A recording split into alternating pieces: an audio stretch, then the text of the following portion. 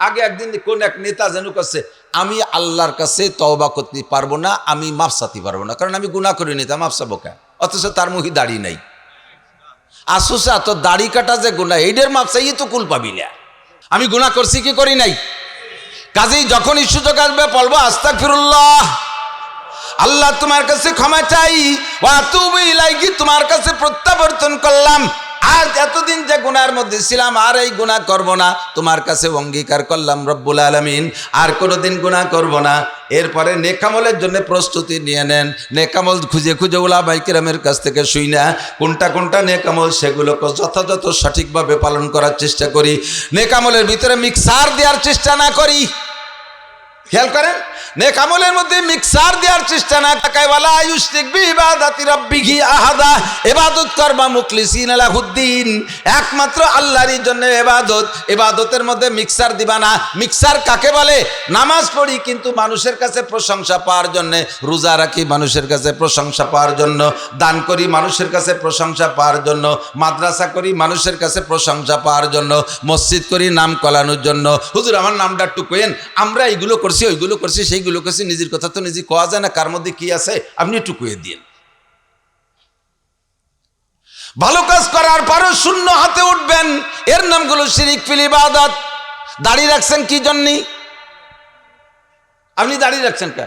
কয় যেন বুড়ো বয়সে দাড়ি না রাখলে মানসি কি কয়, এরম এরম দাড়ি আছে না অনেকে।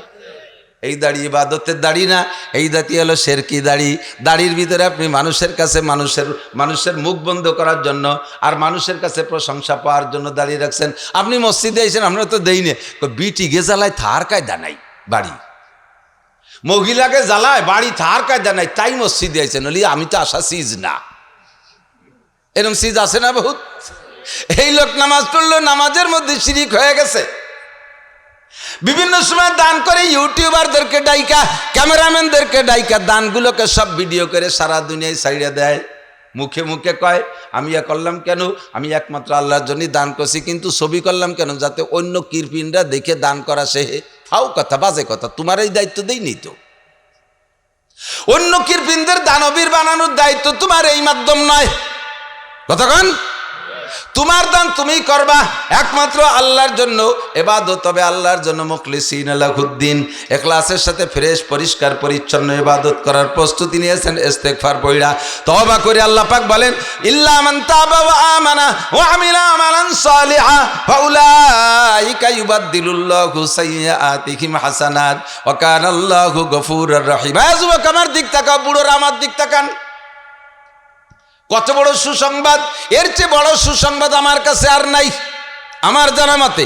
আল্লাহ পাক বলেন বান্দা 100 বছরও যদি তুমি গুনাহ করো আর আজকে আইসা যদি তুমি অন্তর থেকে আস্তাগফিরুল্লাহ পড়া তওবা করে সামনে ভালো কাজের প্রতিজ্ঞা করে ভালো কাজগুলো করার জন্য রওনা দাও, আজকে এই মুহূর্তে তোমার বিগত জীবনের 100 বছরের যত কোটি গুনাহ করেছো, গুনাহগুলো শুধু ক্ষমাই করে দেব না, সমস্ত গুনাহ ক্ষমা করে দিয়ে ফাউলাইকা ইউবাদদিলুল্লাহু সাইয়্যাতিহিম হাসানাত, এই গুনাহগুলোকে সম্পূর্ণ গুনাহকে নেকি দ্বারা বদলাইয়া দেয়া হয়। শর্ত হলো ইল্লা মান তাবা ওয়া আমানা ইউযাফ লাহুল আযাবু ইয়াওমাল কিয়ামাতি ওয়া ইয়াখলুদ ফীহি মুহানা ইল্লা মান তাবা ওয়া আমানা ওয়া আমিলা আমালান সালিহা। ও আমার প্রাণ প্রিয় বন্ধু যুবকরা, তোমাদেরকে বেশি টার্গেট করি শোনা, তোমাদেরকে বেশি টার্গেট করি। বাপ 70 বছর 80 বছর হায়াত পাইছে বিদায় তুমিও পাবা, এমন ওয়ারেন্টি কার্ড তোমার গলায় ঝুলোই দেই নেই আছে? দাদা 100 বছর হায়াত পাইছে, আমি ওই বংশের রক্তের সন্তান, আমিও কমপক্ষে 95-90 পাবো। আজরাইল কি তোমারে কয়ে গেছে যেভাবে যা করতে চাক চাক, আমি জাপান যে ঘুরে আসছি তোর পর্যন্ত আসতে আমার 90 বছর লাগবে? হ্যাঁ, আজরাইল তোমার সামনে প্রত্যেক দিন 20 বার কমপক্ষে আসে, তোমারে দেখে যায়, তুই তো টের পাও না। একজন ঢাকা যাইয়া পকেটে 5 বেশি পয়সা রাখে নাই, ঢাকার ঘন ঘন ভিড়ির মধ্যে দিয়ে ঘুরতে চারপাশে শুনছি ঢাকা বলে পকেট মাইর আছে। সব আমার দেখা হয়ে গেছে, একটা পকেট মারে বারবার করবারে একজন কছে যে তোমার পকেটে 5 পাই, আমি 20 বার উঠেছি আর তুইছি, তুমি পকেট মার খুঁজে পাও না, তোমার পকেটে 5 পাই ও 20 বার উঠেছি আর তুইছি। তুমি আজরাইল খুঁজে পাও না, প্রত্যেক দিন তোমার সামনে 20 বার আজরাইল আসে আর যায়, তুমি আমি টের পাই না। কথা কান, তারা এমন বডিতে করে আমার চোখের সামনে আসে না, আমরা দেখতে পাই না। দোস্ত, যে কোনো সময় তোমার সময় হয়ে গেলে টান দিয়ে নিয়ে চলে যাবে। তোমাকে যে দুনিয়ায় যত দরকার হোক না কেন, তোমাকে কেউ রিকোয়েস্ট করে রাখতে পারবে না। তোমারও নিজের দুনিয়ায় যত ব্যস্ততা থাকুক না কেন, আজরাইলে ব্যস্ততা দেখাইয়া এক গুল্লি বেশি ঘুরোইতে সুযোগ পাবা না। পাট 2 জাগ জাগ হয়ে গেছে। পাট জাগ দেয় না আপনাকে? জাগ কয় তো ভিজে পচায়। কিসেন কামলা পান নাই, নিজেই বাঁচতে বসে গেছেন। আজ জাগ আর আধা জাগ বাসা হয়েছে, এর মধ্যেই আজরাইল এসে কাগা কাঁচা খুলিয়ে সারো। কাঁচা দিয়ে ফাট বাঁচতেছেন। আমার নাম মালাকুল মৌত আজরাইল। সময় হয়ে গেছে, আর 15-20 সেকেন্ড আছে, তাড়াতাড়ি খুলি ফেলো। আপনি কি বলতে পারবেন যে মিয়া টের তো পাও না, তোমাকে তো আর পাট বাসাবাসি নাই, দেশে একটা কামলা পাচ্ছি না, আমার 2 জাগ পাট বাসাওয়ার আগে আসতে পারবা না। এ করলে আজরাইল চলে যাবে না? আরে চলে যাবে। আপনার পাট বাসা হয়নি, কি রে আজরাইল জান নেবে? আজরাইলকে তোর পাট পট থাক, কাঁচা খোল, নালি ওই অবস্থায় শোয়াই দেবো। ইজা জালুহুম লা ইস্তাকিরুনা সাআতাও ওয়া লা ইস্তাকদিমুন। সময় এসে গেলে 1 সেকেন্ড আগেও করা হবে না, 1 সেকেন্ড পরেও করা হবে না। আমাকে আপনাকে টান দিয়ে নিয়ে যাবে। যুবক, পাগলামি করো না, মস্তানি করো না, এখনই আজকে এই মুহূর্তে তওবা করো। আল্লাহ পাক তোমার জন্য সুসংবাদ পাঠিয়েছে, বিগত জীবনে সব গুনাহ এক্ষুনি তোমার নেকি দ্বারা বদলাইয়া দেওয়া হবে। কথাগুলো আমি বলি না, আমার আব্বার কথা বলি না, আল্লাহ পাকের কালাম, বিশ্বনবী মুহাম্মদুর রাসূলুল্লাহ চির সাদিকুল মাসদুক, চির সত্যবাদীর কথা, যার কথার ভিতরে আগে পছে পিছে কোথাও কোনো মিথ্যার গন্ধ, জোরে বলেন, আছে? মিথ্যার গন্ধ নাই। এই নবী বলেছেন তুমি রেডি হয়ে যাও। আমার নবী পাকের মাধ্যমে আল্লাহ পাক রব্বুল আলামিন, আল্লাহু আকবার, আমাদের হিদায়াতের জন্য বাছাই করে নবী বানাইছে নবী পাক সাল্লাল্লাহু আলাইহি সাল্লামকে। কারণ উম্মত যেমন তার জন্য নবীও সেরকম হতে। মুসা আলাইহিস সালামের জামানায় কি ক্যামেরা ছিল? ওই জামানার বিজ্ঞানীরা কি বানাইছে? মাইক ছিল, কারেন্ট ছিল, মোবাইল ছিল, কম্পিউটার ছিল, ক্ষেপণাস্ত্র ছিল, রকেট ছিল না, বিমান ছিল না, হেলিকপ্টার ছিল না, এই সাইকেল মাইকেল কিছুই ছিল না। যেই উম্মতে এত কিছু বানাইতে পারবে, সেই উম্মতের জন্য আগের কোনো নবীরে দিলি নবীরে আবুডুবু খাওয়াই দেবে এরা। এই জন্য আল্লাহ তাআলা বিশ্ববিজ্ঞানী বিখ্যাত নবী, যেই নবীর ভিতরে কিয়ামত পর্যন্ত আনেওয়ালা সমস্ত প্রযুক্তির জ্ঞান ছিল আমার নবীর ভিতরে। সমস্ত প্রযুক্তির জ্ঞান আমার নবীর মধ্যে ছিল। আমি বুঝলাম কি করে? হুজুর নিজেই বলেছেন, উতিতু ইলমাল আউয়ালিন ওয়াল আখিরিন। আগের ওয়ালাদের যত এলেম আর পরবর্তীতে আনেওয়ালাদের যত এলেম আর জ্ঞান আর বিজ্ঞান আর বুদ্ধি সব আল্লাহ তাআলা আমাকে দান করেছে। বলবেন যে হুজুর তা একটা বোমা টুমা বানায় থিয়ে যেত, যেটা সে সময় প্রয়োজন না, খালি খালিও বানাই থিয়ে যাবে কে? সব কিছুর দিক নির্দেশনা দিয়ে গেছে। খুঁজে দেখেন, কোরআনের মধ্যে হাদিসের মধ্যে সব কিছু আছে। আমরা ওদিক গাটি না, ওদিক ডুবই না, ওদিক খোঁজাখুঁজি করি না। আমরা মোটামুটি 5 ওয়াক্ত নামাজ কালাম, এই সাইডে পিএস টুস্টা মুস্টা বেশি কিনে খাইয়া একটু তবলিগি সবাই আল্লাহ বিল্লাহ কাটাই। বানাক ওরা, ব্যবহার করবো ওরা, বানাইতেছে, বানাচ্ছে তো পশ্চিমে বিজ্ঞানীরা, এতে দোষের কিছু না। ওরা বানাচ্ছে বলে ওদের দাম বেশি আর আমরা বানাই নে বলে আমাদের দাম কম। ওরা বানাচ্ছে বলে ওদের দাম বেশি আর আমার নবী বানাই নে বলে নবীর দাম কম। এ কথা বলা ঠিক হবে না। জুতো এদিক তাকান, এদিক তাকান, জুতো বানায় কারা? পায় দেয় রাজা, বাদশাহ, এমপি, মন্ত্রী। কোনো এদেশের প্রেসিডেন্টে যদি বলা হতো যে মিয়া তোমার জুতো তুমি বানায় পাই দেবে, আমরা বানাতে পারবো না, তাহলে কোনো প্রেসিডেন্টের জুতো পাই দিয়ে আসতো? বেশির বেশি কাঠ দিয়ে আতুর দিয়ে বাড়াই দূরে এখন খড়ম মরম পাই দিয়ে বেড়াতে হতো, ঠিক না? তাহলে মুসি জুতো বানায় মুসি, পরে প্রেসিডেন্ট, তাইতে কি প্রেসিডেন্টের দাম মুসির চেয়ে কম নাকি? ওদের বানানো সব প্রযুক্তি আমরা ব্যবহার করব, বানাবে ওরা, আমরা ওয়া বানাবো না। দুনিয়ার এই প্রযুক্তি বানাবো না, আমরা বানাবো আখেরাতের প্রযুক্তি। কথা কোন ঠিক না? আমরা বানাবো আমাদের কোরআন হাদিসে আখেরাতের প্রযুক্তি তৈরি করব। আমরা সেদিকের ফিকিরে আছি। ওরা যত অস্ত্র যত যন্ত্র বানাক না কেন, যতক্ষণ পর্যন্ত কলেমা না পড়বে অতক্ষণ পর্যন্ত তাদের এই অস্ত্র আর এই প্রযুক্তি আর এই বিজ্ঞান এই পরিশ্রমের বিনিময় খোদার কসম একটা সেকেন্ডও জান্নাতে যেতে পারবে না। আর ওদের সব বানানোতে আমরা ব্যবহার করব, আমরা শুধু পড়বো লা ইলাহা ইল্লাল্লাহ। এই যে আমি মোটে শিয়েই পারলাম না, কলেমা বক্তার শ্রোতা ভাগ করিয়ে নেছে। বক্তারা কয় লা ইলাহা, শ্রোতারা কয় ইল্লাল্লাহ। উনরা এটুক কয় না, বক্তা ওই ভাষা টুক কয় না। কলেমা কি খালি ইল্লাল্লাহ? কলেমা কি খালি লা ইলাহা? একবার পূর্ণ কলেমা পড়ি। আমরা পড়বো কি? লা ইলাহা ইল্লাল্লাহ মুহাম্মাদুর রাসূলুল্লাহ তামলাউ মা বাইনাস সামাই ওয়াল আরদ। একবার কলেমা লা ইলাহা ইল্লাল্লাহ যদি কোনো বান্দা পড়ে, আল্লাহ রসুল বলেন ওর জন্য আসমান জমিনের মাঝখানের এই বিশাল ফাঁকা, ফাঁকা তো আগেই কয়ে নিছি কত বড় ফাঁকা, এত বড় ফাঁকা জায়গাটা সম্পূর্ণ নেকিতে ভরপুর হইয়া যায়। আল্লাহু আকবার। একবার বলবেন আল্লাহু আকবার। 4000 নেকি। কয় হাজার? 4000 নেকি। কথায় কথায় নেকি। এ জায়গা বসলি খালি নেকি, কোনো একটা সেকেন্ডও নেকি ছাড়া নাই। আল্লাহু আকবার। লা ইলাহা ইল্লাল্লাহ মুহাম্মাদুর রাসূলুল্লাহ। এই কলেমা পড়ে ওদের সব কিছুকে আমরা বৈধ পদ্ধতিতে ব্যবহার করব। আবিষ্কার করবে ওরা, জুতো বানাবে ওরা, স্যান্ডেল বানাবে ওরা, লুঙ্গি বানাবে ওরা, কম্পিউটার বানাবে ওরা, মোবাইল বানাবে ওরা, সব কিছু বানাবে তারা, ব্যবহার করব আমরা।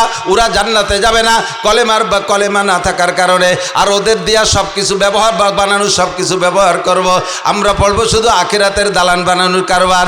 আখিরাতে যা আছে সব কিছু বানাবো আমরা। লা ইলাহা ইল্লাল্লাহ মুহাম্মাদুর রাসূলুল্লাহ। ছোট্ট একটা দালান বানাই ফেলি, কেমন হয়?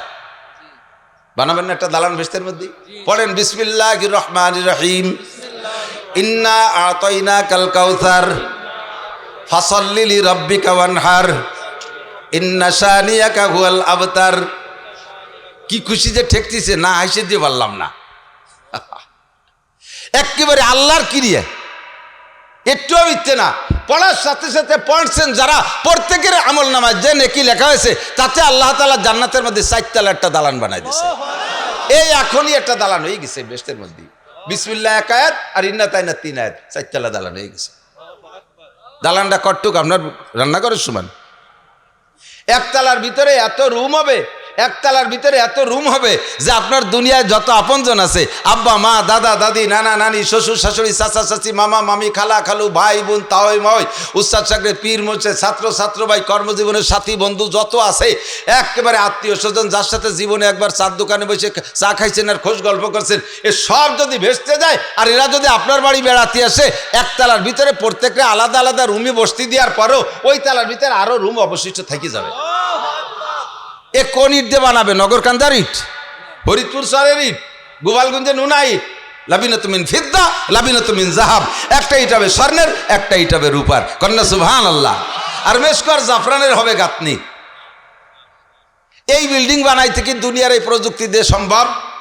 ওরাই এই ক্যামেরা কুমুরা বানাতে পারে, কিন্তু এই বিল্ডিং বানাতে গেল যেই ইঞ্জিনিয়ার কি বলা হয়, যেই ম্যাটেরিয়ালস, সেই ম্যাটেরিয়ালস আছে কোরআনে কারিমের ভিতরে। ইউকালু লিসাহিবিল কোরআন ইকরা ওয়ারতাকি ওয়ারাতিল কামা কুনতা তুরাতিলু ফিদ দুনিয়া ফাইন্না মানজিলাকা ইনদা আখিরি আয়াতিন তাকরাউহা। একজন কোরআন পড়নেওয়ালাকে বলা হবে তুমি পড়তে রহো আর চড়তে রহো। উর্দুতে তর্জমা বলে ইকরা ওয়ারতাকি, পড়তে রহো আর চড়তে রহো, পড়তে থাকো আর চড়তে থাকো। কামা তুরাতিলু ফিদ দুনিয়া, ওয়ারাতিল এবং তারতিলের সাথে পড়ো, শুদ্ধ করে পড়ো, সুর দিয়ে পড়ো, মজা করে পড়ো, টেনে টেনে পড়ো। কামা তুরাতিলু ফিদ দুনিয়া, দুনিয়ায় যেমন তুমি টাইনে টেনে পড়তে, শুদ্ধ করে পড়তে, ওভাবেই পড়ো। আর একতলা একটা আয়াত পড়বা, একতলা দালানে উঠবা। তুমি যদি 6666 আয়াত শুনাইতে পারো, তোমার বিল্ডিং হবে 6666 তালা। বহুবার শুনেছেন উলামায়ে কিরামের কাছে, বিশ্বাস হয় না বিদায় এই বিল্ডিং বানানোর লোভ নাই, বিশ্বাস নাই। এত বড় বিল্ডিং এর লোভ হয় না? কয় যে হুজুর ও আপনারা বানাই বেড়ান কে, আমরা আলহামদুলিল্লাহ সুরেতে 7 তলারটা বানাতে বলি, তাই খাই যেতে পারবো না। আর যা কলের একতলায় যদি এত রুম হয়, অত রুম দিয়ে কি করবো?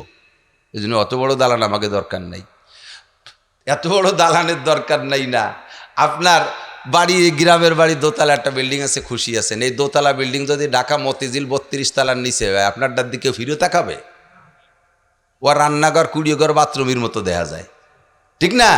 হাফেজে কোরআনের বিল্ডিং হবে অত বড়, আর পাশে আপনার 7 তলা আলহামদুলিল্লাহর বিল্ডিং। সেই সময় যা হাই ছাড়বেন, রব্বানা আবসারনা ওয়াসামাইনা ফারজিনা নামাল সালিহান ইন্নামু। আল্লাহ আর 8টা বার চান্স দাও, আমি এবার হাফেজ হয়ে আসবো আর হাজার হাজার খতম করে বিল্ডিং বানায় আসবো। আল্লাহকে আর হবে না, কাল্লা, সুযোগ শেষ, কাল্লা আর হবে না, সুযোগ শেষ। ও দোস্ত, এই জান্নাতের বিল্ডিং বানানোর আমল আমরা করব, আর দুনিয়ার বিল্ডিং বানানোর আমল ওরা করে বেড়াবো, তাতে আমাকে কিচ্ছু আসে যায় না, ঠিক কি ঠিক না? আমরা কোরআনে কারিম পেয়েছি আল্লাহ পাক রব্বুল আলামিনের পক্ষ থেকে নিয়ামত, বলবেন আলহামদুলিল্লাহ। আল্লাহ কোরআনে কারিম কত দামি আর কত স্পর্শকাতর। আর উর্দুতে বলে, এক শায়ের বলে, নিকাল কর, খেয়াল করেন যুবকরা দিক, निकल कर हिरा से सोए कौमे आया और अपने साथ एक कीमिया ले आया। नबी पाक 40 दिन পর্যন্ত গারে হেরা, জাবালে নূর, হুজুর গেছে, যারা গেছে তারা দেখছে, গারে হেরায় এদিক খেয়াল করেন, যেই জায়গায় বসে হুজুর আলাইহিস সালাম নবুয়তি পেয়েছিলেন, প্রথম রাত্রে জিবরাইলের সাথে সাক্ষাৎ হয়েছে। বলেন তো জায়গাটা কেমন হতে পারে? বুড়ো হলে 80-90 বছরে কোনো মতে যাইয়ে হজ করতে যাবেন, ওই বিল্ডিং ওই পাহাড়ে ওঠার সাহস হবে না, নিচে থাইয়ে উপর দিকছে এটা হাই ছাড়বেন, সময় মতো আসতে পারলাম না, উঠতে পারলাম না। শক্তি থাকতে, পয়সাওয়ালারা, শক্তি থাকতে, বল থাকতে একটাবার যান। বুড়ো হলে আবার যাইয়েন, আল্লাহ বাসালি। শক্তি বল থাকতে একবার যান, ওই জায়গা যাবেন, আল্লাহ আমাকে দিয়েছে। জায়গাটা বড় ক্রিটিক্যাল জায়গা, উঠতে পারি কষ্ট হয়। তো এখন ইদানিং এবার যে দেখলাম সিঁড়ি বানাই দিয়েছে সরকারিভাবেই, এবং আতল টাতল এসএস দিয়ে সুন্দর করে আতল টাতল দিয়ে দিয়েছে। আগে রিস্ক ছিল খুব, আমি ওই রিস্কের সময় উঠছি, উপরে যাইয়ে ফিরে আবার দক্ষিণ দিকে একটু নামিয়ে, এরপরে এরকম চ্যাপটা ছোট একটা ফাঁক আছে, ওই ফাঁক দিয়ে ঢুকে তার ওই পাশে হলো সেই গুহাটা। তো ওই জায়গায় যে আমার মতো চিকুন মানুষ, আমি তো একেবারেই পাতলা, আমি ঢুকছি তা আমার পিঠ পেট ঠেয়ে যায়, এর চ্যাপ্টারে ঢুকতে হয়। আমার ওই সময় জীবনে সবচেয়ে বেশি ভয় পাইছি যে আল্লাহ, যে পরিমাণ আকাম কুকাম করে বাংলাদেশের আইছি, আর এই জাতাকলের মধ্যে তো নিজেই ডুয়ে গেলাম, যদি আল্লাহ আর জাতি দেবো না, একটা ঠাসাই দিয়ে ছাড়িয়ে দেয়, তাই তো আমি শেষ এই জায়গায়। পরে আবার সাহস করলাম যে গুনাহ তো আমি অবশ্যই করেছি, আমার মতো বা আমার চাইতে বেশি গুনাহগার ওই জায়গাতে যাতায়াত করছে, আল্লাহ কেউ আটকায় রাখে নাই, কন্যা সুবহানাল্লাহ। এরপরে ঢুকছি একেবারে ফজরের নামাজ মক্কায় পড়িয়া গাড়ি নিয়ে গেছি। আমাদের বিশ্বাস যে আজকে আমাদের আগে কেউ যেতে পারে নাই। তো ওখানে নিচে শহরের নাম হলো আজিজিয়া, সম্ভবত ওই এলাকার কোনো মেয়ে হবে নাকি, যে দেখি যে 3টি মেয়ে, যুবতী 3টি মেয়ে, বোরকা পরা, পর্দা, শতভাগ পর্দার সাথে, ওর মধ্যে বসে ওরা কান্নাকাটি করতেছে। ওরা কোন সময় গেছে তা আল্লাহ জানে, কান্নাকাটি করতেছে। আমরা গেলে সংকেত দিলে ওরা সরে গেছে। আমরাও 3 জন গেছি, যে ইশরাকের নামাজ পড়লাম। যাওয়ার সময় দেখছি, আমি তো পেলপেলায় উঠে গেছি, পাতলা মানুষ ঠেই নেই। যাওয়ার সময় পাকিস্তানি একজন এই মোটা ধুমসা বুড়ি আটতি ও ঘামিয়ে গেছে, জামা কাপড় খুলি এনে খালি পায়জামা ভরি বাটতিছে, লাল টকটকে চেহারা, ঘাম মুক্তার মতো গা বেয়ে বেয়ে পড়তেছে, লাল হয়ে গেছে মুখ কান। আমি ওই ইশরাক পড়ে টড়ে তারপরে আইসি। আসার পরে ওই লোক উঠছে, উপরে আগে উঠতে তারপরে একটু নিচে নামতে। আমি ওরে করলাম যে ভাই, আপকা ইরাদা ক্যা হ্যায়, কি জন্য আসছেন? মায় গারে হেরামে 2 রাকাত নামাজ পড়ো। আমি ওই গর্তের মধ্যে যে 2 রাকাত নামাজ পড়বো। তা আমি ওরে কলম की अगर नमाज पढ़ना ही है, अगर वहाँ जाना ही है, तो अपने पेट को यहाँ रख दो। যদি ওই জায়গা জাতি হয়, বুড়িটা এনে থুইয়ে তুমি একা যাও। আমি ঢুকতে পারি না, তুমি চাইছো, তুমি আমার 4 জনের সমান মোটা হবে, কোমলীয়। ও আইসে দেশে শুনিয়ে, अब बंगाली है, बोले मैं बंगाली हो। তো এরপরে তো আমি তাকায় রয়েছি, দেই ও কি করে, मैं कोशिश करो, চেষ্টা হয়ে দেখি, কোशिश करो, যাইয়ে চেষ্টা দেখলাম যে ও সেই পেট নিয়ে ঢুয়েই গেল। কি দেখি ওই এইভাবে চ্যাপটা চুপটে ওই যে গোষ্ঠী সে ঢুয়েই গেল।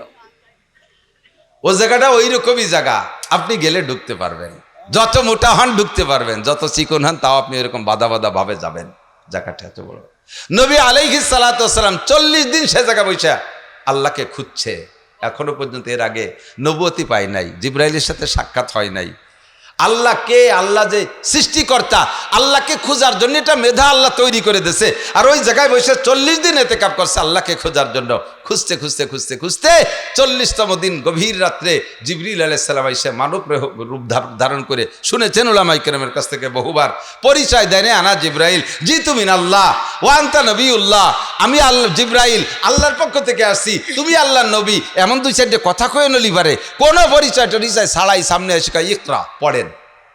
হুজুরকে মা নাবি কারি, আমি তো পড়তে পারি না। সুম্মা কালা ইকরা, আবার কয় পড়েন। মা নাবি কারি বলছি না, পড়তে পারি না। সুম্মা কালা ইকরা, আবার কয় পড়েন। হুজুর কয় মা নাবি কারি, আমি তো পড়তে পারি না। ফাগাত্তা মুহাম্মাদান সাল্লাল্লাহু আলাইহি ওয়াসাল্লাম মা সাদরিহি, নবী আলাইহিস সালামকে ধরে বুকের সাথে একটা চাপ দেছে, এতটুকু পরিমাণে চাপ দেছে, যে জিব্রাইলের সিনের ভিতরের থেকে ওই এক রাত্রেই 30 পারা কোরআন শরীফ সম্পূর্ণ নবী পাকের সিনার মধ্যে ঢুকে গেছে। বিশ্বাস হয়? হয় তাসেন আমি আপনি চাপ দেয় দেখে দেখে ডোয় নাকি? এই কথাই এই পশ্চিমে পণ্ডিতরা নিয়ে হাসাহাসি করে, বছর বইরে বই পড়ায় 15-16টা প্রাইভেট মাস্টার লাখ লাখ টাকা খরচ করি, তাই পরীক্ষা পাস তো দূরের কথা ফেলও করতে পারে না, এক লাইন প্যাটের মধ্যে যায় না, আর বইয়ের সাথে বুক মিশে ঠেসা ঠেসা দেয়, সব চলে যায়। ফাও কথা, ফাও কোন জায়গা?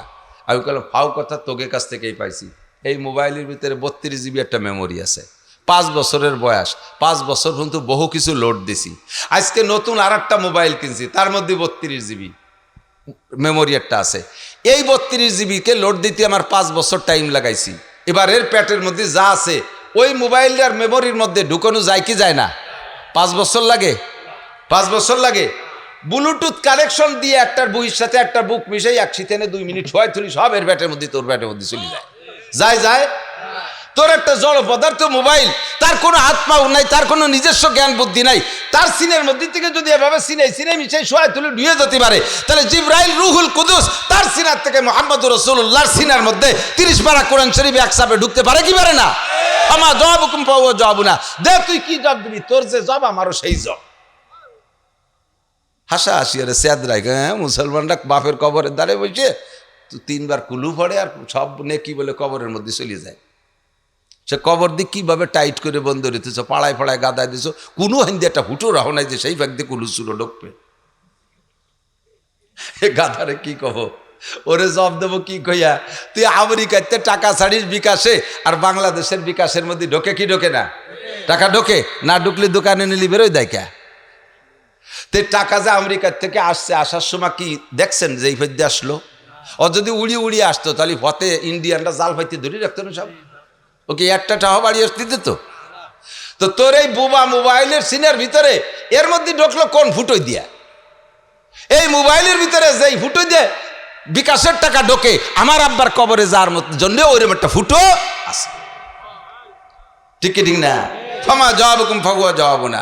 জিব্রাইল বুকের সাথে যখন মিশে চাপ দিছে, এতটুক জোরে চাপ দিছে যে যেই পরিমাণ চাপ নবী পাক সহ্য করতে পারে, তবে তার ভিতরে কষ্ট হয়ে গেছে খুব বেশি। হুজুরের সারাটা ঘাইমে গেছে।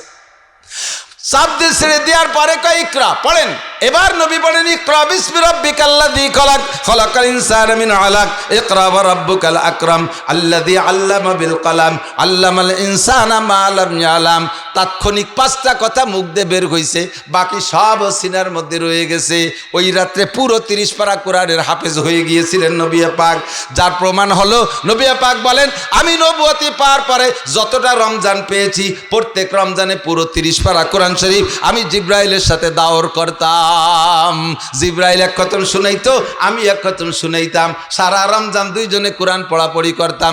যদি ওই বছর ওই চাপে 30 পারা কোরআন শরীফ একবারে সিনার মধ্যে না গিয়ে থাকে, তাহলে ওর পরের বছর রমজানে 30 পারা শুনি করে কিভাবে? কথা কন ঠিক ঠিক না?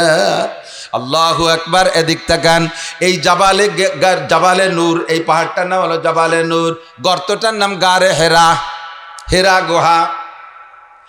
আয়াত নাজিল হইছে ওই জায়গা 30 পারা নবীর সিনার মধ্যে ঢুকছে, কিন্তু প্রকাশ করছে কয় আয়াত?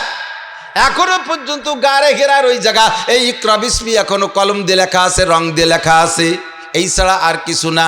জাবালে তুনুরকে যদি জিজ্ঞেস করেন, ও জাবালে নূর তুমি 30 পারা কোরআন শরীফ আমাকে শোনাও, খেয়াল করেন ওই নূর পাহাড়কে হীরা পাহাড়কে যদি বলা হয় তুমি 30 পারা কোরআন শরীফ আমাদেরকে শোনাও, তোমার উপরে থাকা অবস্থায় নবী পাকের পর 30 পারা কোরআন শরীফ নাজিল হয়েছিল, ওই পাহাড়ে কি 30 পারা শুনাইতে পারবে? বোঝেন নাই কথা? 30 পারা তো নবী মুখস্থ করছে, পাহাড়ে কি মুখস্থ করছে? পাহাড়ের গায়ে 5টা আয়াত লিখে রাখছে। সারা পৃথিবীর মুসলমানরা ওই পাহাড়ে কোরআন শরীফ নাজিল হওয়ার বদৌলতে 5টা আয়াত তার গায়ে মুসলমানরা লিখে রাখছে। এই পাহাড়টা এত দামি হয়ে গেছে এই 5টা আয়াত জায়গা নাজিল হওয়ার কারণে সারা পৃথিবীর মুসলমানরা মক্কায় যাইয়া আর কোনো জায়গা দেখুক আর না দেখুক, জাবালে নূর এই গারে হীরাটা দেখতে যায়। গারে হীরা জাবালে নূরের পিছনে দাঁড়াইলে সে আমাদেরকে ইমামতি করতে পারে না। সে আমাদের নামাজ পড়াইতে পারে না, একটা আয়াতও পাহাড়ে আমাদেরকে শুনাইতে পারে না, মাত্র 5টি আয়াত তার গায়ে নাজিল হওয়ার কারণে সে যদি এত দামি হইয়া যায়। ও বাবা একটু খেয়াল করেন, একটু লক্ষ্য করেন, যেই হাফেজে কোরআন আশরাফুল মখলুকাত মানব জাতি, মানুষ তো হাফেজে কোরআন, হাফেজ হয়তো মানুষ, একজন হাফেজে কোরআন 30 পারা কোরআন শরীফ মুখস্থ করছে, তার সিনার মধ্যে 30 পারা কোরআন শরীফ আছে। এবার আপনি জবাব দেন, ওই জাবালে নূর গারে হেরার চাইতে এই হাফেজে কোরআনের দাম কম না বেশি?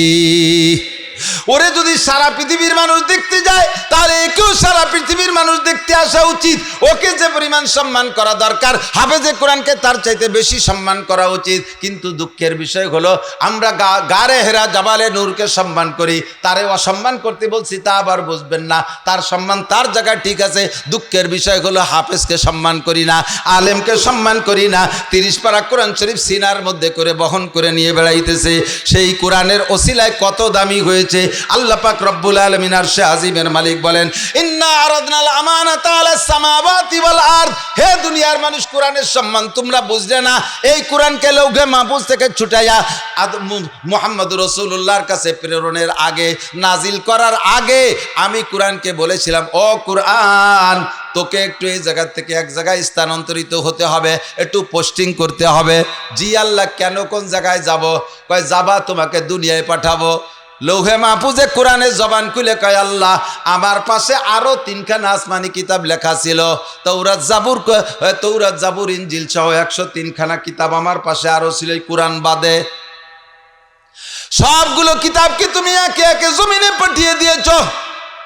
আমার কানে খবর আসছে তোমার বান্দারা এই আসমানি কিতাবের সাথে সদ্ব্যবহার করে নাই, তাহরিফ তাবাদ্দুল তাগায়ুর পরিবর্তন করে তার হুকুমও তারা মানে নাই, তার শরীয়ত তারা মানে নাই, সংবিধান তারা মানে নাই, ওই কিতাবের সাথে বেয়াদবি করেছে। আল্লাহ, অবশেষে যাইতে যাইতে আমি একাই ছিলাম, আমারে দুনিয়ায় পাঠাইয়া দিবা। ও আল্লাহ, তোমার বান্দারা আমার সাথে অসম্মানী করবে। রব্বুল আলামিন, তোমার বান্দারা আমাকে মর্যাদা দিবে না, আমারে পড়বে না, সম্মান শ্রদ্ধা করবে না, আমার সাথে অপমানজনক আচরণ করবে, তুমি আমারে দয়া করে পাঠাইও না। আল্লাহ পাক বলেন, ও কোরআন তুই যা, ইন্না নাহনু নাযালনা যিকরা, তুই তো যাইতে চাইতেছিস না, আমি তোরে দুনিয়ায় পাঠাই। ইন্না নাহনু নাযালনা যিকরা ওয়া ইন্না লাহু লাহাফিজুন। আগের কিতাব পরিবর্তন করছে, কিন্তু কোরআন তোকে কেউ পরিবর্তন করতে পারবে না। তোর হেফাজত আর সংরক্ষণের দায়িত্ব আমি আল্লাহর হাতে। ঈসা আলাইহিস সালামের ইনজিল 570 বছরের ভিতরেই পরিবর্তন হয়ে গেছে, অরিজিনাল ইনজিল নাই। মুসা আলাইহিস সালামের তৌরাত 1000 বছরের ভিতরে পরিবর্তন হয়, নষ্ট করে ফেলাইছে নাসারারা, ইহুদিরা আর নাসারারা, খ্রিস্টানরা ইনজিল কিতাবকে পরিবর্তন করে ফেলাইছে। আজ থেকে 1500 বছর আগে কোরআনে কারিম দুনিয়ায় আসছে। ও দোস্ত, এই কোরআনের কি একটা হরফও পরিবর্তন হয়েছে? একটু কথা কন না। নুক্তা, জের জবর পেশ, দাড়ি কমা সেমিকোলনি, প্রশ্নবোধক চিহ্ন, কোনো কিছু পরিবর্তন হয় নাই। কেন হয় নাই? সারা দুনিয়ার সবাই এখন আন্দোলন দোস্ত, ইনজিলকে ধ্বংস করা নয়, তৌরাতকে ধ্বংস করা নয়, জবুরকে ধ্বংস করা নয়। ইহুদিদের পিছনে কেউ লাগে নাই, নাসারাদের পিছনে কেউ লাগে নাই, হিন্দুদেরকে ধ্বংস করার পিছনে কেউ লাগে নাই, ওই চায়না আর রাশিয়ার বুদ্ধদেরকে ধ্বংস করার পিছনে কেউ না। যত গোষ্ঠীর নাম বললাম, সমস্ত গোষ্ঠী ঐক্য হইয়া একই মাত্র আন্দোলন, কোরআন নিধন আন্দোলন, ইসলাম নিধন আন্দোলন, মুসলিম নিধন আন্দোলন। কথা বলেন ঠিক না? যাদের এত জ্ঞান দিয়েছে, যারা কম্পিউটার মোবাইল বানায়, যারা চাঁদে যায়, মঙ্গল গ্রহে যায়, তারা, তাদের জ্ঞানের অভাব নাই। কোরআনের ভিতরে হস্তক্ষেপ করে পরিবর্তন করার চেষ্টাও যে তারা করে নাই তা না, কিন্তু কোনো দিনও পারে নাই, আর কিয়ামত পর্যন্ত পারবে না। কথা কন ঠিক না? এবার আল্লাহ পাক রব্বুল আলামিন বলেন, ও কোরআন তুই যা, তোরে হেফাজত করব। কোরআন কয় ঠিক আছে আল্লাহ, যাব, তাহলে আমার দ্বারা ফায়দা কি হবে? আল্লাহ পাক বলেন, জালিকাল কিতাবু লা রাইবা ফি হুদাল লিল মুত্তাকিন শাহরু রমাদান আল্লাযী উনজিলা ফীহিল কুরআন হুদাল লিন নাস ওয়া বাইয়িনাতিন মিনাল হুদা ওয়াল ফুরকান। হে কোরআন তুই যা, তাড়াতাড়ি যা, দেরি হয়ে গেলে আরো নষ্ট হয়ে যাবে। আমার বান্দারা দুনিয়ায় হিদায়াতের অভাবে কাবা ঘরের মধ্যে 360টি মূর্তি রেখে পূজা করতেছে, তারা 33 কোটি দেবদেবীর পূজা করতেছে, আল্লাহকে খুঁজে পাচ্ছে না। তারা মায়ের সাথে জিনা করতেছে, জীবিত কন্যা সন্তানকে তারা দাফন করে দিচ্ছে মাটির ভিতরে। এত বর্বর, এত নোংরা, এত নিচে নেমে গেছে। তাদেরকে পথ দেখানোর জন্য হুদাল্লিন্নাস, গোটা মানব জাতির পথ প্রদর্শনের জন্য তুমি যাও। আমার বান্দাদেরকে, আমার আল্লাহ ভোলা বান্দাদেরকে আল্লাহওয়ালা বানানোর জন্য তোমারে পাঠাই। কুরআন রাজি হয়ে গেল, জি আল্লাহ, আমার দ্বারা যদি তোমার বান্দাদের উপকার হয় তাহলে আমি যাব। তাহলে শর্ত হলো, আল্লাহ আমাকে রাখবা কোথায় বলো, যাইয়ে থাকবো কোন জায়গা? খেয়াল করতেছেন? আল্লাহ পাক রব্বুল আলামিন কয় রাখো। ছুটানোর আগে 3 জায়গা আগে প্রস্তাব দেয়, কিরা রাজি হয়। সর্বপ্রথম আল্লাহ 7 আসমানকে বললো, ইন্না আরাদনাল আমানাতা আলাস সামাওয়াত, 7 আসমানকে বললাম, আসমান তোরা আমার কোরআনটারে কিছুদিনের জন্য বহন করে। এতদিন লৌহে মাহফুজে ছিল, আর এক জায়গায় নিয়ে যাব। সেই জায়গায় সহি ঠিক হওয়ার আগ পর্যন্ত কিছুদিন তুই একটু পিঠের উপরে বহন কর। আসমানে কয়, আল্লাহ বানাইছো বড় শক্ত করে। একটু আগে মৌলানা নাসির যা বলেছে, এত বড় শক্ত করে আসমানরে তুমি বানাইছো, তাই বলে কি আল্লাহ তোমার কোরআন বহন করার ক্ষমতা আমার আছে? আমার উপরে কোরআন রাখলে আমি কোরআনের বারে হুড়মুড় করে ভাঙ্গে চুরে জমিনে পড়ে যাব। আল্লাহ দয়া করে আমার পিঠের উপরে কোরআন রাখো না। জমিনের বড় শক্তি আছে, পাহাড় পর্বত গাছপালা বৃক্ষাদি তরুলতা, ইন্ডাস্ট্রিজ কলকারখানা লক্ষ লক্ষ কোটি কোটি টনকে টন বহন করে জমিনে। ওই জমিনের উপরে রাখতে বড় জমিনের ক্ষমতা আছে। আল্লাহ কিছুদিন আমার কোরআন খান্ডে একটু বহন কর, এরপরে আমি সরাই নিয়ে যাব। কোরআনে কয়, আল্লাহ আমি সব কিছু বহন করতে পারি, কিন্তু জমিনে বলে আল্লাহ আমি সব কিছু বহন করতে পারি, কিন্তু কোরআন বহন করার ক্ষমতা আমার নাই। আমার উপরে কোরআন রাখলে মাটির নিচে ডেবে চলে যাব, পানির নিচে ডেবে চলে যাব। ওই যে পাহাড় পর্বত দেখো, জাপান থেকে নিয়ে পর্বতমালা আমেরিকা পর্যন্ত বিশাল পাহাড়, তুমি বলেছো ওয়ালজিবালা আওতাদা, পাহাড়কে বানাইছো জমিনের প্যারাগের মতো। জমিন আমি নড়ি চড়ে যেতে পারি, পাহাড় দিয়ে তুমি পাওয়ার দিয়ে প্যারাগ করে রেখেছো। এই পাহাড়ের অনেক ক্ষমতা আল্লাহ তুমি পাহাড়ের উপরে রাখো। পাহাড়ের উপরে যখন প্রস্তাব দিয়েছে, পাহাড় আশফাক না, থরথর করে কাঁপা শুরু করছে। আল্লাহ কয়, ও পাহাড় তুই যদি কাঁপিস তাহলে জমিনে তো হেলে দুলে নষ্ট হয়ে যাবে, তুই কাঁপিস কেন? কয়, আল্লাহ জমিনকে ধরে রাখতে পারি, বানাইছো বড় শক্ত করে, কিন্তু কোরআন বহন করার ক্ষমতা আমার নাই। আসমানে রাজি হয় নাই, জমিনে রাজি হয় নাই, পাহাড় পর্বতে ভয় পায়। ইতিমধ্যে আপনাদের শাকপাল দিয়ে নতুন মাদ্রাসার ছাত্ররা এরা কয়, আল্লাহ তোমার কোরআন এত দামি। মৌলানা নাসির সাহেব বলল, যার সোয়া জাবালে হেরা, গারে হেরা এত দামি হয়েছে, জাবালে নূর দামি হয়ে গেছে। এই কোরআনের সোয়া যার সাথে লাগে সেই দামি হয়ে যায়। টেবিলের উপরে কোরআনের সোয়া লাগলে তারে পা লাগানো যায় না। 20 টাকা দামের রেহাল কাঠের উপরে কোরআন থুইলে সেই 20 টাকা দামের রেহাল কাঠ চুমোখার যোগ্য হইয়া যায়। কতক্ষণ ঠিক ঠিক না? বাড়ির সিরান একরা দিয়ে কোরআন শরীফে জামা দেয় পাবলিকে। এই সিরান একরা কোরআন শরীফের সাথে সোয়া লাগার কারণে কত দামি হয়ে যায়। 12,000 টাকা দামের শাল রে পায়ের নিচে নিয়ে পাড়ায়, কিন্তু কোরআন শরীফের গায়ে একটু পুরন লুঙ্গির তেনায় দিয়ে একটু পেঁচানো আছে, ওই দিয়ে হাতেতে পড়ে গেলে উঠে চুমো খায়। কতক্ষণ খাই কি খায় না? তোমার কোরআনের এত দাম, ও আল্লাহ যেই কোরআনের সাথে যারই সোয়া লাগে সেই চুমোখার যোগ্য হইয়া যায়। এই কোরআন তুমি এত জায়গা ফেরি করতেছো, কেউ নিচ্ছে না, আমাদের কাছে দাও, আমরা পড়বো। ছোট্ট মক্তবের বাচ্চারা কয়, বিসমিল্লাহির রহমানির রহিম, আলহামদুলিল্লাহি রাব্বিল আলামিন, আর রহমানির রহিম, মালিক ইয়াউমিদ্দিন, আলিফ লাম মিম, যালিকাল কিতাবু লা রাইবা ফি। একে একে পড়া শুরু করে দিয়েছে। মানুষে কোরআন গ্রহণ করলো। আল্লাহ কয়, ওয়া হামালাহাল ইনসান, কেউ নিতে চায়নি, অবশেষে গ্রহণ করেছে মানব জাতি। ইন্নাহু কানা যালুমান জাহুলা, ওয়া হামালাহাল ইনসান ইন্নাহু কানা যালু। খেয়াল করতেছেন নাকি জানি না, কেউ রাজি হয় নাই, অবশেষে নেছে কারা? কোরআন শরীফ গ্রহণ করছে কারা? জিন, বাঘ, হাতি, হরিণ, ওট। কারা? আমরা। বলেন আমরা। আপনারা গ্রহণ করেন নাই কোরআন শরীফ? কোরআন শরীফ আমরা গ্রহণ করছি। তাতে আল্লাহ বেজার না খুশি? আল্লাহ বেজার হওয়ার কথা না খুশি হওয়ার কথা? আল্লাহ খুশি হয়ে কবে থ্যাংক ইউ, ধন্যবাদ, ওয়েলকাম, এই কবে না? আল্লাহ কা ইন্নাহু কানা যালুমান জাহুলা। এই মানুষ জালেম আর জাহেল, তোকে কোনো বোধ আছে? হ্যাঁ, এত বড় কোরআন আসমানে রাজি হলো না, পাহাড়ে রাজি হলো না, জমিন, তুই আর নিলি কোন সাহসে? তুই জালেম আর জাহেল। জালেম মানে সীমা লঙ্ঘনকারী, জাহেল মানে মূর্খ। এ কথা দুটো আল্লাহর ভাষায় শক্ত ভাষা না? তা আল্লাহ এ জায়গা থ্যাংক ইউ ওয়েলকাম না দিয়ে জালেম জাহেল কেন কইলেন? এই জালেম জাহেল মানে অরিজিনাল জালেম জাহেল না, এটা হলো আদর আর স্নেহের। এদিক খেয়াল করেন, আপনার ছেলেটা আইএতে ফার্স্ট ক্লাস, ফার্স্ট মেধা তালিকায় বাংলাদেশে নাম্বার 1, আপনার ছেলেটা ম্যাট্রিকে পুরো ফরিদপুর জেলার ভিতরে 1 নম্বর হয়েছে, রেজাল্ট নিয়ে বাড়ি আসলে আপনি কি কন? ওরে আমার পাগল, এদিকায় কয় না? এ পাগল কারে কয়? যে বাজার দিয়ে ন্যাংটা ঘুরে বেড়ে ওটা পাগল না? জৈটো মইছো তো ওই পাগল আর এই পাগল কি এক পাগল নাকি? এ পাগল মানে সে পাগল না, ঠিক না? অনেক সময় আমরা খুশির ঠেলায় একটু শক্ত করে ফেলাই দিই। আল্লাহ পাক রব্বুল আলামিন মহান ক্ষমতার মালিক, ঠিক কি না? ওয়াইজা রাদা শাইআন ইয়াকুল লাহু কুন ফায়াকুন। যাহা করার আসমানকে হাত দিয়ে বানাই নেই। কত বড় আসমান! আসমান কত বড়? প্রায় আমাদের ঘরের চেয়ে বড় হবে না? আসমান কত বড়! আল্লাহু আকবার। ওর কুল কিনারা খুঁজে পাওয়া যাবে না। বলি সুবহানাল্লাহ। আসমানের পুরু কতটুকু? এই চান্দুয়ার কাপড়ের মতো একটুক নেই। জমিনের থেকে আসমান যতটুক, প্রথম আসমানের থিকনেস পুরু অতটুক। 500 বছরের পথ, 500 বছরের পথ বলি জীবন ভরে, কিন্তু কৃষির 500 বছর, আটা 500 বছর না, বাইসাইকেল না, নসিমন করিমন, কোনো যানবাহনের নাম কই নেই।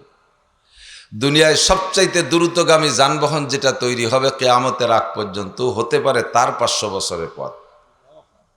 কারণ হাঁটা আর বাইসাইকেল আর এই বিমান টিমান এগুলোর কথা বলা, এখনই ওগুলো বাদ পড়ে গেছে। একটা রকেট 1 ঘন্টায় 32,000 কিলোমিটার পথ চলে। রকেটের গতি কেমন? ঘন্টায় 32,000 কিলোমিটার। এই রকেটটা জমিনের থেকে ফ্লাইট করার পরে মঙ্গল গ্রহে যাইতে লাগে 6 মাস। কতদিন? 6 মাস লাগে মঙ্গল গ্রহে যাইতে। যে ঘন্টায় চলে 32,000 কিলোমিটার। 32,000 কিলোমিটার কত দূরে? হেনতে তালমার মোড়। 32,000 কিলোমিটার তো 32,000 কিলোমিটার। 1 ঘন্টায় যায় 32,000 কিলোমিটার। সে বিরামহীনভাবে, মাঝে কোনো চার দোকান নাই যে ওই জায়গায় দাঁড়ায় একটু চা খায়, কোনো জায়গায় তেলের পাম্প নাই যে ওই জায়গাতে তেল নেয়, একভাবে উড়তে থাকে। তাতে তার 6 মাস লাগে মঙ্গল গ্রহে যাইতে। আর মঙ্গল গ্রহ হলো পৃথিবীর থেকে সবচাইতে নিকটের গ্রহ। পৃথিবীর কাছে সবচেয়ে নিকটে যে গ্রহগুলো, তার মধ্যে একটা হলো মঙ্গল গ্রহ। এতে একেবারে কাছে, ফরিদপুর এরকম দ্বারের কাছে সবচেয়ে এরকম নিকটের। তাই যাইতে লাগে এত বড় দ্রুতগামী যানবাহনের 6 মাস। এরপরের গুলো যে আরো কত দূরে রয়েছে তা ভাষায় ব্যক্ত করা যাবে না। এই জমিন থেকে আসমান কত দূরে হলো? আসমানটার থিকনেস পুরো এতটুক। ওই আসমান আর এই ফাঁকা দুটো মিলে যতটুক হলো না, পরের ফাঁকা দ্বিতীয় আসমানের মাঝখানে ফাঁকা অতটুক। ওই ফাঁকা আর এই ফাঁকার মাঝখানে আসমান 3টে মিলে যতটুক, পরের আসমানের পুরো অতটুক। এইভাবে গুণ হইতে হইতে যে 7 আসমানের শেষ কোথায় যে দাঁড়াইছে, এই আসমান চতুর্দিক দিয়ে এরকম গোল। এত বড় আসমান বানাইতে আল্লাহ হাত ব্যবহার করে নাই। কোনো ইঞ্জিনিয়ার, কোনো বিজ্ঞানী আমেরিকানকে ডাকে নাই, ইসরায়েলিকে ডাকে নাই, তুরস্ক আল্লাহকে ডাকে নাই, চীন জাপান রাশিয়া কেউরে আল্লাহ নই নেই এ জায়গা। শুধু কোন কয়ে বানাই ফেলাইছে, কন্যা সুবহানাল্লাহ। সূর্যটা পৃথিবীর থেকে 13 লক্ষ গুণ বড়, তারও কোন বলে বানাইছে। তো বলতে গেলে রাত কেটে যাবে। তো রব্বুল আলামিন অসংখ্য সৃষ্টিকে কোন শব্দ দিয়ে বানাইলেন, তার কোনে কত বড় ক্ষমতা, কত বেশি শক্তি। তাহলে এই 16 কোটি 800 কোটি 500 কোটি 1000 কোটি মানুষ পরিচালনা করতে কি আল্লাহর আর কিছু লাগে? এ কোন কলি হয়ে যায় না? অথচ এদেরকে পরিচালনা করার জন্য আল্লাহ তাআলা জিব্রাইল ফেরেশতার এক দায়িত্ব দিয়েছে। এদের পরিচালনার জন্য আল্লাহ তাআলা মিকাইল ফেরেশতারে আলাদা দায়িত্ব দিয়েছে। এদের খেদমতের জন্য ইসরাফিল ফেরেশতারে আলাদা দায়িত্ব দিয়েছে। এদের খেদমতের জন্য আজরাইল ফেরেশতাকে আলাদা দায়িত্ব দিয়েছে। প্রত্যেকটা মানুষের বডি পরিচর্যার জন্য, পরিচালনার জন্য আল্লাহ তাআলা প্রত্যেক জয়েন্টে জয়েন্টে, বলা হয় 360টে জয়েন্ট আছে মানুষের দেহে, 360টে জয়েন্ট পরিচালনার জন্য 360টে ফেরেশতায় বডির সাথে সেট করে রাখছে। এবার এই ফেরেশতাদের ভিতরে আবার আল্লাহ পাক রব্বুল আলামিন স্বাধীনতা রাখে নাই, ফেরেশতাদেরকে স্বাধীনতা দেয় নাই। যদি ফেরেশতাদেরকে স্বাধীনতা দিত, তাহলে আমরা ফেরেশতাদেরকে পয়সা দিয়ে কিনে ফেলতে পারতাম। যে তুমি তোমার ইচ্ছে মতো পয়সা খালি খাবা, বাংলাদেশের এই জনগণের কাছ থেকে পয়সা করি নিয়ে কানাডা নিয়ে দালান টালান বানাবা, এ যদি সুযোগ থাকতো ফেরেশতাদের, তাহলে ওদেরও ঘুষ দিয়ে কিনে ফেলতে পারতাম। আজরাইলরে পয়সা দিয়ে হায়াত বাড়াই ফেলতে পারতাম। তুমি 200 কোটি টাকা নাও, আমার বাড়ির দ্বারে আসবা না। কতক্ষণ আজরাইলের কি ঘুষ খাওয়ার সাহস আছে? এই স্বাধীনতা আছে? কোনো ফেরেশতার নাই। আমাকে এলাকা ম্যাগের দরকার, আজরাইল মিকাইল আলাইহিস সালামকে পয়সা দিলাম যে আপনি 200 কোটি টাকা দেবানি, এই শাকপাল দিয়ে বৃষ্টি নামাই দিয়ে যান। পয়সায় বিক্রি হয় না? হওয়ার কারণই হলো স্বাধীনতা নাই। তুমি যত কোটি টাকা দাও না কেন, তোমার ওই টাকার কাছে সে বিক্রি হতে পারবে না। সে আল্লাহর হুকুমের গোলাম। আল্লাহ যাহা বলেছে পাই টু পাই পালন করা লাগে। আপনার 2টা চোখ পাহারা দেওয়ার জন্য 2টা ফেরেশতা আছে। দেখছেন নাকি কোনোদিন? সোহের বার বসে তাই, তারপরও দেখা যায় না।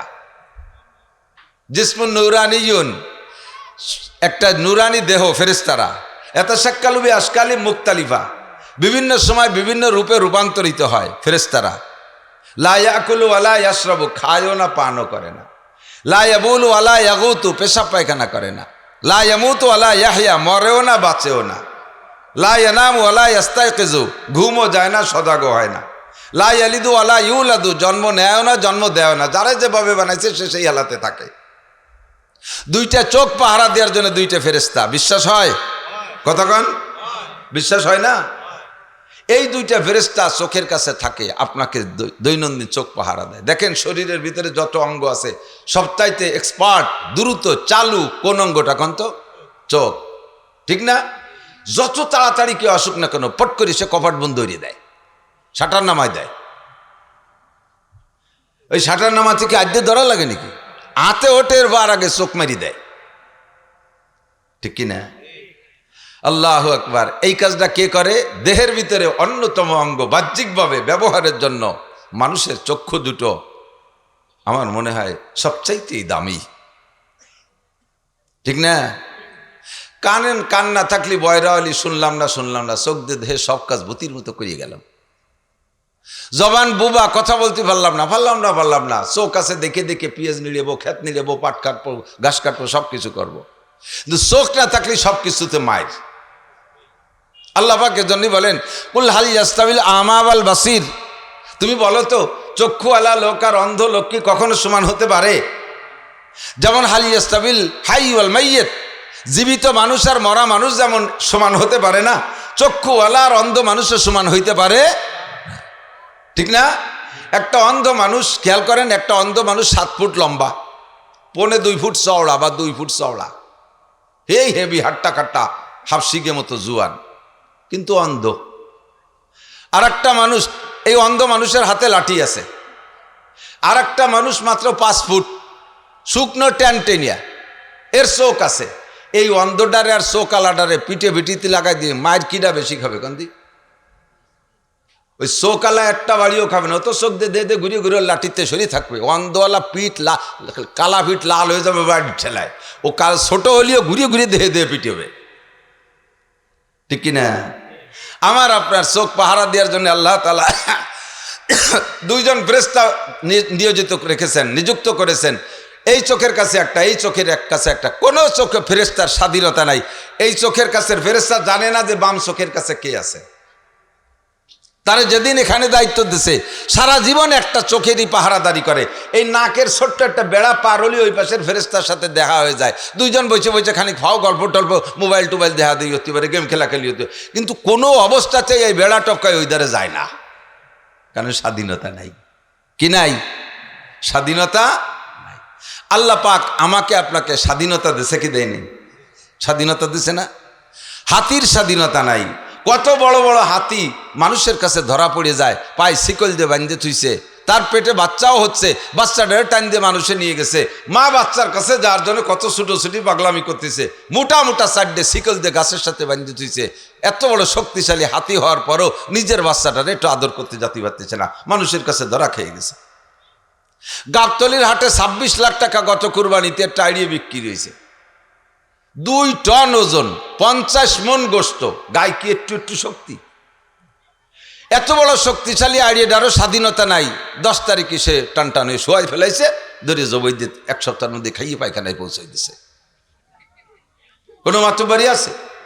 কোনো গরুর যদি স্বাধীনতা থাকতো তাহলে একটারও আমরা কুরবানি দিতে পারতাম না। কুরবানির হাটে গরুরা ওরা জোট করে সমন্বয় আন্দোলন করে আমাকে সমান করে ফেলাই দিত, একটা আমরা টিকতে পারতাম না।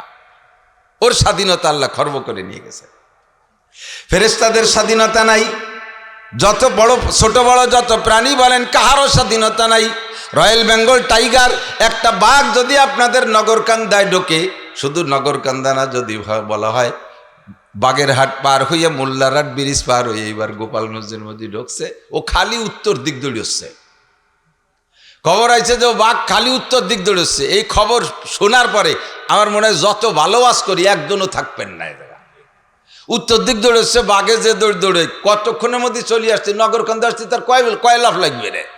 আর ঢুকে যদি একদম যে মারি, একটা বাঘে কি আমাকে এত মানুষে খাচ্ছি পারবে? প্রত্যেকের মনে হবে যেন বাঘটা আমার দ্বারে। এরকম ভয় লাগবে কি লাগবে না? এত বড় ভয়াবহ হিংস্র রয়্যাল বেঙ্গল টাইগার, যার ডাক শুনলে বড় বড় বিটা মানুষের আত্মা কালায় যায়, স্টক করে। এই রয়্যাল বেঙ্গল টাইগারেরও স্বাধীনতা নাই। মানুষে ধরে তাকে চিড়িয়াখানায় কিভাবে আটকায় ফেলাইছে, 12 মাস কাল ইতিকাফ করে,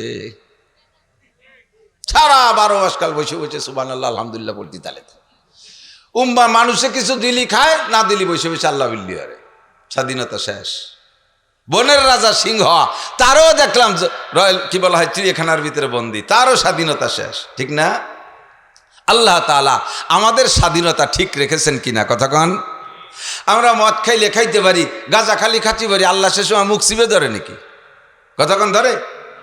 আমরা যা করি, জিনা করার সময় ফেরেশতা পাঠাইয়া চাবুক দিয়ে বাড়ি শুরু করে না। ঘুষে টাকা হাতে ধরার সময় হাতরে প্যারালাইসিস করে দেয় না। সুদে টাকা ধরার সময় হাতরে প্যারালাইসিস করে দেয় না। জারি যাত্রা, করসা, গাজির গান, গুণযাত্রা, দুর্গা পূজা, কালী পূজা, সরস্বতী পূজা, লক্ষ্মী পূজায় মুসলমানরা যাকে যাকে যাচ্ছে, একটা মানুষের ঠ্যাং ভেঙে দেয় না, একটা মানুষের চাকা পাংচার হয়ে যায় না, খোলায় মুলায় আসতেছে না। যেভাবে বুক ফুলে যাচ্ছে সেভাবে বুক ফুলে চলে আসতেছে। স্বাধীনতা আছে না নাই? মসজিদে আনার জন্য আল্লাহ বাড়ি কের বাড়ি বালকি পাঠায় দেয় না। মাহফিলে আনার জন্য আল্লাহ কের বাড়ি গাড়ি পাঠায় না। শুনে তুমি গাড়ি পাঠাই দিচ্ছি, গাড়িতে আসো, একটু ওয়াজ শুনে যাও। পাঠাইছে নি কেউ? আমার এখানে আসার স্বাধীনতা আছে, ওখানে যাওয়ার স্বাধীনতা আছে, এখানে না আসার স্বাধীনতা আছে, ওখানে যাওয়ার স্বাধীনতা আছে। ভালো করার স্বাধীনতা, মন্দ করার স্বাধীনতা মানুষের আছে না নাই? এই স্বাধীন করে দিয়ে আল্লাহ তাআলা মানুষকে দুটো পথ দেখা দিয়েছে, হাজা সাবিলুল হিদায়া ও হাজা সাবিলুল গাই। এটা হিদায়াতের রাস্তা আর এইটা গুমরাহির রাস্তা।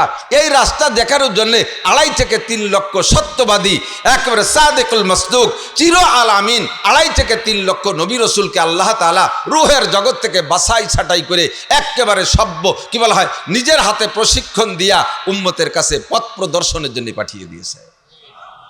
যাদের চরিত্রের উপরে, যাদেরকে অমান্য করার বহুত মানুষ থাকবে, কিন্তু চরিত্রের উপরে চুল পরিমাণ দাগ দেওয়ার সাহস কাহারও হয় নাই। কাফেররা নবীদেরকে মানে নাই, কিন্তু নবীদের উপরে কলঙ্কের দাগ লাগাইতে পারে নাই। বলে নাই যে মুহাম্মদ মিথ্যাবাদী। এমনকি আবু জাহেলের মতো আন্তর্জাতিক খ্যাতি সম্পন্ন আবাল, এত বড় দামড়া যে নবীর সাথে জীবনটা ভরিয়ে যুদ্ধ করে গেছে, লাস্টে যুদ্ধে যায় বদরে মরিও গেছে জাহান্নামে। দেখতে গেছিলাম এবার আবু জাহেলের সেই জাহান্নামের গাঠিটা কোন জায়গায়, বদরে গেছিলাম, দিয়ে আসলাম। 14 জন শহীদের নাম এক জায়গায় চার্টে টানানো আছে, সেখানে দাঁড়িয়ে দোয়া করলাম।